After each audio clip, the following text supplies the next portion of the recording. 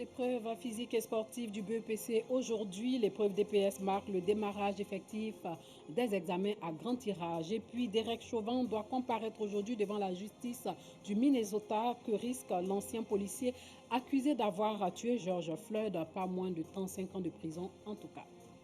Bonsoir et bienvenue dans le journal. Les épreuves d'éducation physique et sportive du BEPC démarrent ce jour. Elles vont s'achever le 19 juin prochain au lycée Mami Oufoué-Fété de Bingéville. Les candidats ont reçu des conseils d'usage. Pour le BEPC, ce sont au total 503 472 candidats qui vont composer dans 799 centres d'examen. Le reportage de Clément Boko. Lycée Mami Oufoué-Fété de Bingerville. En tenue de sport, ces élèves attendent leur convocation avant l'accès à l'établissement où ils doivent prendre part aux épreuves physiques et sportives du brevet d'études du premier cycle. Oui, l'éducateur m'a pas prévenu qu'on avait épreuve physique. Donc nous sommes arrivés sans notre badge. Maintenant, sans notre convocation, à notre arrivée, maintenant nous avons constaté qu'on doit tirer la convocation avant d'entrer. Au sein du lycée, les candidats sont regroupés par établissement. Avant le démarrage effectif des épreuves, le chef de centre donne quelques conseils d'usage aux candidats. Aujourd'hui, j'ai affaire aux écoles privées. Les parents font beaucoup de sacrifices pour que vous soyez là. Il s'agit aujourd'hui de faire plaisir à ces parents. Dire aux parents que les 5 francs qu'ils donnent chaque mois pour payer vos études, que vous pouvez leur faire honneur en travaillant correctement. Dites pas c'est épreuve physique. Donc c'est pas important. C'est une moyenne. Oui, d'abord, on fait la course, ensuite on passe au lancer de poids, on fait la gymnastique. Je ne dis pas que je suis vraiment prêt, mais ça va confiant pour les épreuves physiques. Vraiment, je suis prêt pour les épreuves physiques parce qu'à l'école, on a fait beaucoup de révisions. Donc, vraiment, je suis prêt, je suis confiant. À chaque enfant, on a demandé d'être là avec son masque, avec son gel et la convocation et respecter les mesures barrières. Les enseignants aussi ont eu beaucoup de séminaires, ont eu beaucoup de réunions pour que cette année, ils puissent prendre les enfants d'une autre manière, éviter qu'il y ait beaucoup d'enfants. Cette année, le matin, ils ont le droit de prendre 300 élèves et l'après-midi 200 pour que les enfants ne soient pas trop nombreux. Les examens à grand tirage ont donc débuté ce lundi 8 juin avec les épreuves physiques et sportives du BEPC. Ce sont au total 503 472 candidats qui composeront dans 799 centres d'examen. Les épreuves physiques et sportives prendront fin le samedi 19 juin 2020. Au collège Victor Hugo de Boaké, dans le centre du pays, les candidats affrontent les épreuves de l'éducation physique et sportive avec sérénité, mais leur performance est jugée faible par les examinateurs. En cause, la pause de l'apprentissage due à la maladie à coronavirus. Le reportage de Soro Corona. Collège Victor Hugo de Boaké. Premier jour des épreuves physiques du brevet d'études du premier cycle BEPC, session 2020. Le lancer de poids, le saut en hauteur, le tripsaut, la course de vitesse et la gymnastique, des épreuves que doivent subir les candidats. Sur le terrain, des dispositions particulières sont prises pour le respect des mesures barrières de lutte contre le coronavirus. Je viens de visiter déjà 2 centres, le lycée Belleville, le lycée moderne Jeune Fille, et je suis actuellement au collège Victor Hugo pour vérifier les consignes données. On a programmé 200 par demi-journée et les élèves se déplacent par groupe de 10 avec le cache-nez. Dans chaque établissement, nous avons mis d'abord des seaux pour laver les mains dans l'établissement. Il y a des gels qui sont prévus pour les candidats au niveau des lancers de poids. Avant de toucher, ils doivent se nettoyer d'abord les mains avant de prendre les poids. Les examinateurs portent les cache-nez. Ils ont aussi des gants parce qu'ils vont manipuler les fiches. Et donc, la distanciation, nous tenons ça de rigueur. Voilà un peu. Pour ces premiers jours, les candidats ont assimilé les cours dispensés.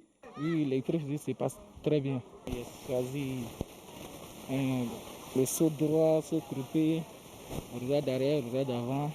C'est ce qui connaît. Un avis que ne partagent pas les examinateurs. Les enfants n'ont pas travaillé concernant les épreuves d'éducation physique. C'est vrai, à la télévision, il y a eu quelques séances pratiques, mais les enfants n'ont pas trop mis la tête là-dessus. Et on le constate. Ces épreuves physiques du BEPC session 2020 prennent fin le 16 juin prochain. La mobilisation ne faiblit pas à San Pedro dans le cadre de la lutte contre la maladie à coronavirus. Les dons continuent donc d'affluer. Le CHR a reçu du matériel de protection pour le personnel soignant, un don d'une valeur de 23 millions de francs CFA. Sam Kono. Les producteurs de café cacao de la région de San Pedro démontrent une fois de plus leur solidarité dans la lutte contre la pandémie de la COVID-19.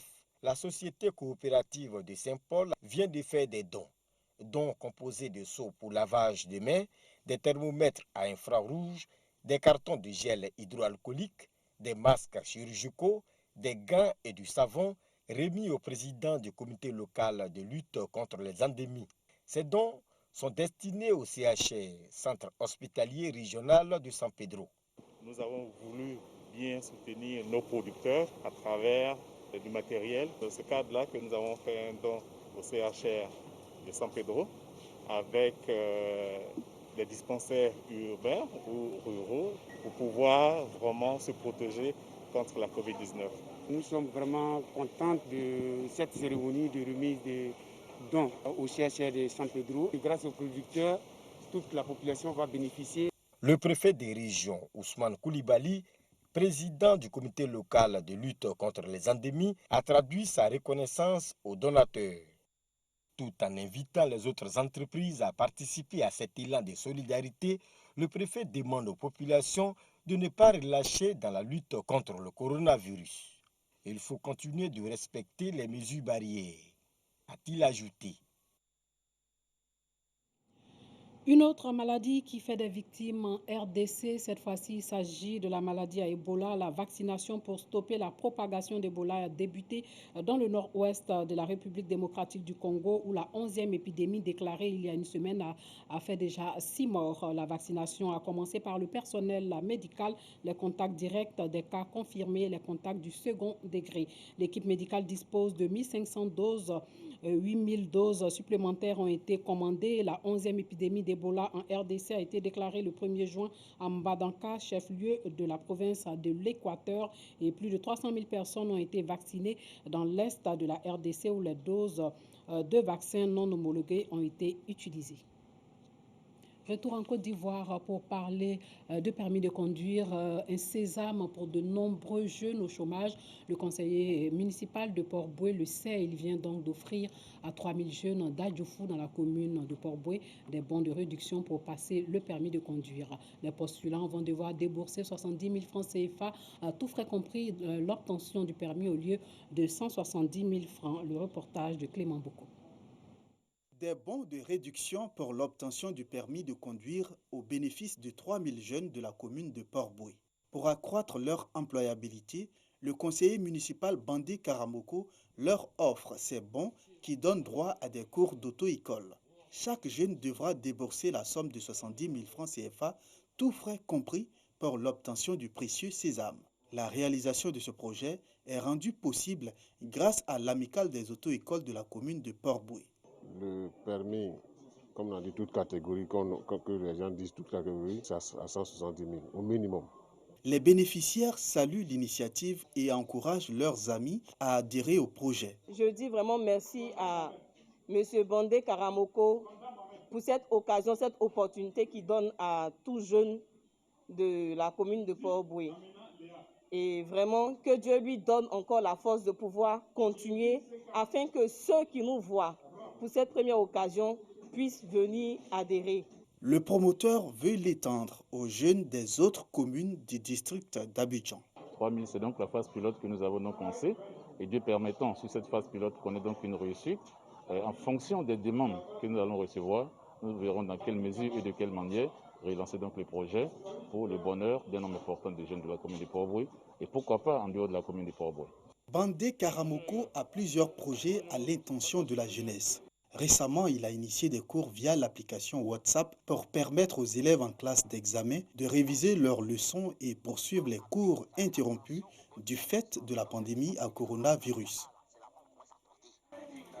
Les mamans étaient à l'honneur ce week-end. L'Association des femmes de la Riviera 2 a célébré celles qui donnent la vie, éduquent et font partie du fondement de la famille.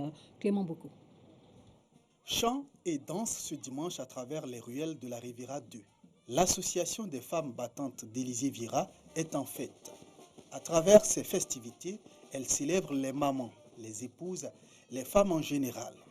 À l'occasion de cette fête, les femmes ont eu droit à des conseils avisés de leur marraine. Il fallait honorer ces braves femmes qui se sont débattues pour honorer leur journée, surtout quand on sait en quel temps nous sommes, où vraiment la vie sociale est désorganisée. Si des mamans se mettent ensemble pour pouvoir se réjouir, il faut les encourager. La mère, c'est elle qui met au monde, mais aussi, surtout, ce n'est pas le fait de mettre au monde, mais c'est le fait d'élever, d'éduquer, d'accompagner dans la vie jusqu'à ce que cette personne soit une personne responsable en société, qui sait accepter ce qui est bien et réfuter ce qui est mal. Des poèmes, des danses et des sketchs pour égayer les femmes battantes d'Élysée Vira.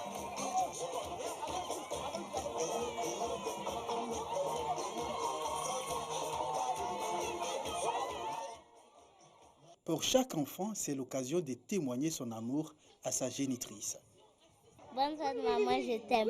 Nous organisons cette fête pour célébrer la maman, pour resserrer nos liens de fraternité et vivre ensemble. La fête des mères est une occasion pour les enfants d'honorer leur mère avec des cadeaux, des fleurs et des objets faits maison.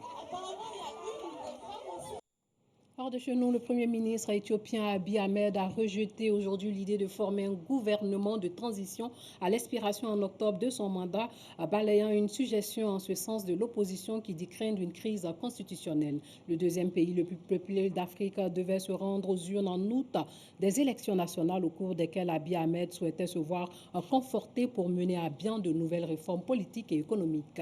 Mais la commission électorale a annoncé fin mars que l'épidémie de coronavirus rendait impossible l'organisation du scrutin à temps. Par conséquent, les élections ne pourront advenir avant la fin du mandat des députés qui expire début octobre, débouchant sur une situation délicate pour laquelle la Constitution n'offre pas de marche à suivre claire. Abiy a évoqué aujourd'hui un possible délai de quelques mois avant les élections. La commission électorale avait déclaré devant le Conseil qu'au moins 10 mois seraient nécessaires pour les préparer. La Cour suprême espagnole, elle, a annoncé aujourd'hui l'ouverture d'une enquête pour établir si l'ancien roi Juan Carlos a une responsabilité pénale dans une affaire de corruption présumée quand l'Arabie avait confié à un consortium espagnol la construction du TGV de la Mecque. La justice enquête sur ces faits depuis 2018, mais en vertu de l'immunité dont il bénéficie, seule la Cour suprême peut chercher à cerner la responsabilité de l'ancien monarque, aujourd'hui âgé de 82 ans et uniquement pour des faits commis après son abdication. Le quotidien suisse Tribune de Genève a affirmé depuis mars que Juan Carlos avait reçu en 2008 $100 millions du roi Abdallah d'Arabie Saoudite sur un compte en Suisse d'une fondation panaméenne. Le même mois, le quotidien a rapporté que Felipe VI était également bénéficiaire de cette fondation. Après la publication de ces articles, Felipe VI a retiré à son père une dotation annuelle du Palais Royal évaluée à plus de 194 000 € par an, puis il a annoncé qu'il renonçait à l'héritage de son père afin de préserver l'exemplarité de la couronne. Et pour finir, sachez que Derek Chauvin doit comparaître aujourd'hui devant la justice du Minnesota. Si ce n'est déjà fait, l'ancien policier accusé d'avoir tué George Floyd, l'homme dont le visage a depuis fait le tour du monde, est inculpé pour homicide volontaire sans préméditation. Si elle est très attendue, l'issue de son procès n'est pas certaine. Derek Chauvin, comparé pour la justice ce lundi. Il encourt une lourde peine de prison. Derek Chauvin, ex-officier de 44 ans, est à l'origine de la mort de George Floyd, l'Américain noir de 46 ans décédé lors de son interpellation brutale le lundi 25 mai à Minneapolis, dans le Minnesota. La mort de George Floyd aux mains de la police a déclenché une révolte aux États-Unis où les tensions ne retombent pas depuis une semaine. licencié le 26 mai, à l'instar de 3 autres agents impliqués dans cette affaire qui ravive les plaies raciales des États-Unis et le sentiment d'impunité dont bénéficient les policiers. Derek Chauvin a été arrêté le vendredi 29 mai. Il est pour l'heure le seul officier inculpé pour meurtre au 3e degré, ce qui signifie sans intention de tuer et d'actes cruels et dangereux ayant entraîné la mort. Dans la police depuis 19 ans, l'ancien agent avait déjà été impliqué dans plusieurs incidents. Selon son dossier disciplinaire rendu public par la police du Minnesota, Derek Chauvin a fait l'objet de 17 plaintes formulées contre lui auprès des services de police. Une seule a donné lieu à des sanctions disciplinaires sous la forme de 2 lettres de réprimande. Le document ne décrit pas la nature des réclamations portées contre l'officier. Si Derek Chauvin venait à être inculpé selon les souhaits de la famille du défunt, il risquerait l'emprisonnement à perpétuité, la peine de mort étant abolie dans le Minnesota depuis 1911. Voilà, c'est la fin de ce journal. Merci de nous avoir suivis.